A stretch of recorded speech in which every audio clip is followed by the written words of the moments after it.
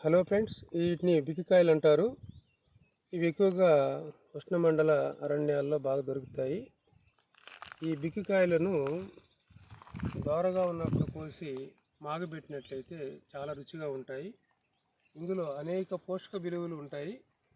ప్రధానంగా ఈ కాయల్లో ఉన్నటువంటి విటమిన్ సి కానీ, ఫ్లావనాయిడ్స్ కానీ, యాంటీ ఆక్సిడెంట్స్ కానీ ఇవి సమృద్ధిగా ఉండటం వల్ల మన బాడీలో జరిగే అనేక జీవక్రియలు సజావుగా జరిగేలాగా చేస్తాయి. క్యాన్సర్ లాంటివి దరిదాపులు లేకుండా ఉంటాయి. అలాగే మలబద్ధకం లాంటిది కూడా లేకుండా, అంటే కాన్స్టిపేషన్ అంటారు కదా, వేగుల్లో పేరుకుపోయినటువంటి వ్యర్థాలన్నింటిని కూడాను ఈ యొక్క కాయల్లో ఉన్నటువంటి ఈ గింజలు జామకాయల్లాగే ఇవి కూడా చాలా బాగా ఉపయోగపడతాయి. అదేవిధంగా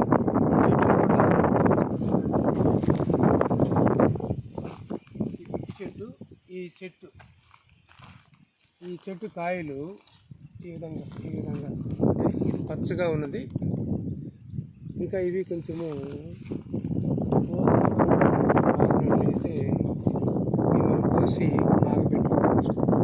ఇవి చాలా తీగలు మంచి రుచిగా ఉన్నటువంటి సపరేట్ ఫ్లేవర్తో ఉంటాయి. ఇవి ఆరోగ్యానికి మీరు మీ పరిసర ప్రాంతాల్లో కూడాను ఇటువంటి మొక్కను గమనించుండొచ్చు. ఈ మొక్కల యొక్క ఈ కాయలను సేకరించుకొని సీజనల్ ఫ్రూట్స్గా మనం తిన్నట్లయితే అనేక జబ్బులకు వాటిని దరిదాపులు కూడా రాకుండా చేస్తాయి. కాబట్టి మీకు ఎక్కడైనా కూడా మార్కెట్లో లభించిన కొంతమంది ఆటవిక జాతి వాళ్ళు, గిరిజన జాతి వాళ్ళు వీటిని సేకరిస్తూ ఉంటారు. ఈ సేకరించినటువంటి ఈ కాయలను మాగబెట్టి అమ్ముతుంటారు. మీకు ఎక్కడైనా సిటీలో కూడా కలుసుకుంటే ఖచ్చితంగా వీటిని ఆహారంగా తీసుకోండి. ఇవి చాలా మంచి చేస్తాయి. రక్త పరిశుభ్రతలోను, అలాగే కిడ్నీ సమస్యలున్నాను, లివర్ సమస్యలున్నా కూడాను, అలాగే ఈ విధంగా ఎముక సమస్యలు కూడాను తగ్గుతాయన్నమాట. కాబట్టి ఈ కాయలను ఖచ్చితంగా తీసుకోండి.